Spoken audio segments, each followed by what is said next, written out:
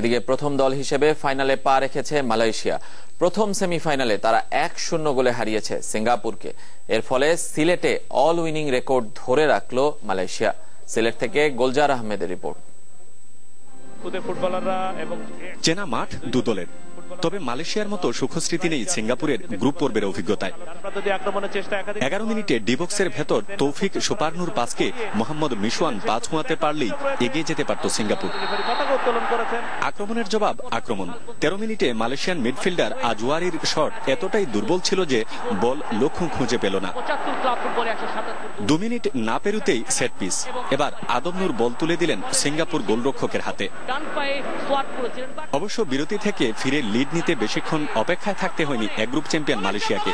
51 মিনিটে দর্শনীয় গোলে মালয়েশিয়াকে এগিয়ে নেন কুমাহরান। 6 মিনিটের মধ্যে গোল শোধের সুযোগ এসেছিল সিঙ্গাপুরের, তবে একা গোলরক্ষককে পেয়েও সহজতম সুযোগটি নষ্ট করেন ইমরান মাজলান। বাকি সময়টা বারবার গোল শোধের চেষ্টা করেও শেষমেশ কান্নায় শেষ হলো সিঙ্গাপুরের গোল্ড কাপ মিশন। আর সিলেট জয় করে ঢাকায় ফাইনাল খেলার অপেক্ষায় মালয়েশিয়া। 8 তারিখের ফাইনালে। গোলজার আহমেদ, চ্যানেল 24, সিলেট।